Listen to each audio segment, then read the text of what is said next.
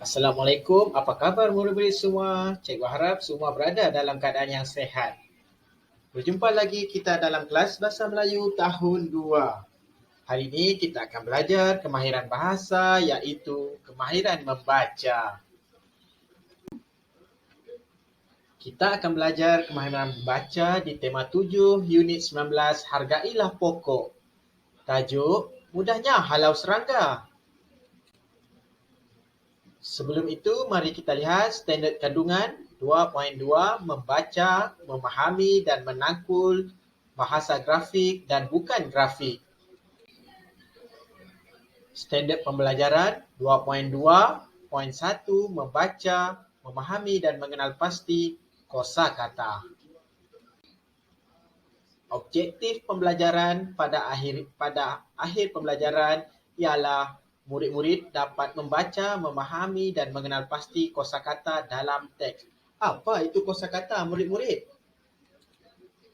Kosakata ialah keseluruhan kata dalam sesuatu bahasa ataupun pembendaharaan kata.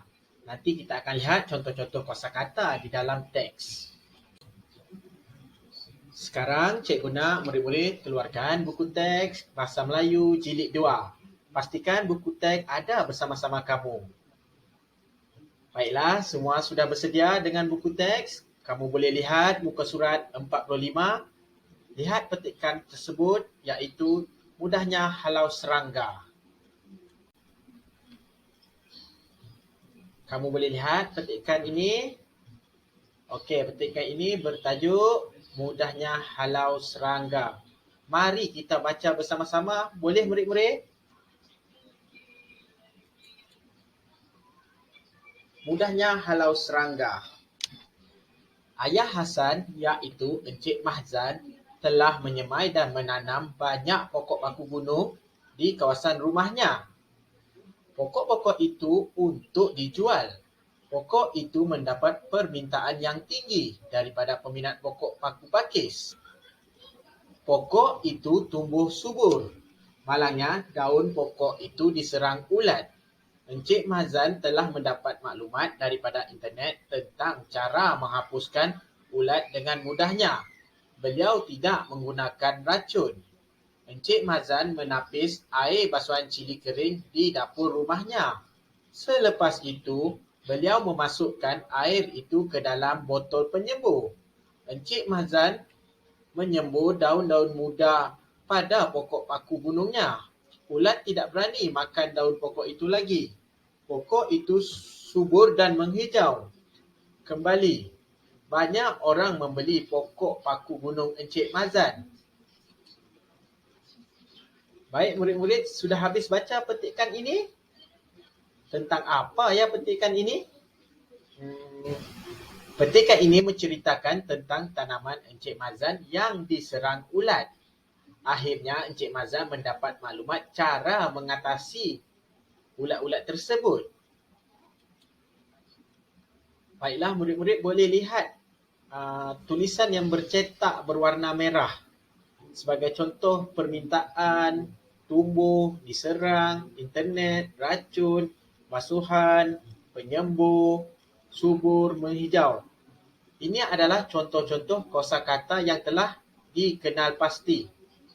Baik, cikgu akan senaraikan kosakata tersebut di halaman seterusnya.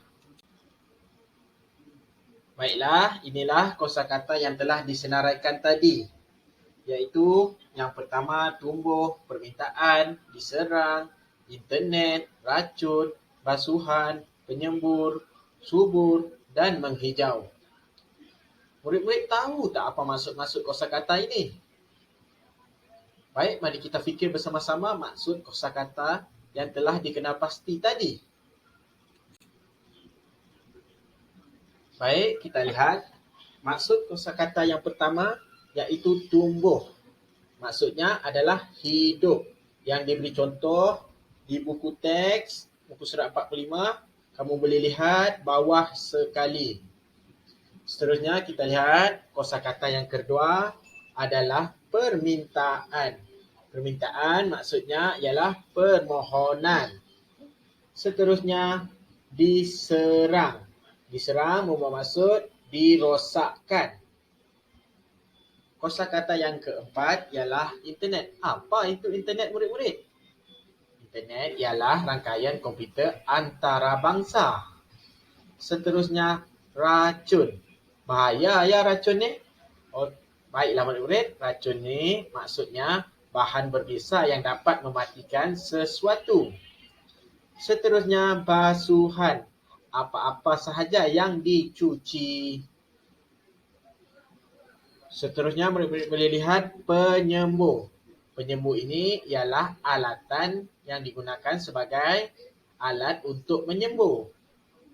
Dan terakhir sekali, kosakata subur. Apa agak-agaknya maksud subur ni? Subur membawa maksud sehat. Baik murid-murid, ini adalah maksud-maksud kosakata yang telah kita kenal pasti tadi. Sekarang ni, cikgu nak murid-murid keluarkan buku tulis bahasa Melayu. Kita akan buat latihan. Latihan cikgu akan beri di WhatsApp group kelas 2 Intelek. Terima kasih murid-murid.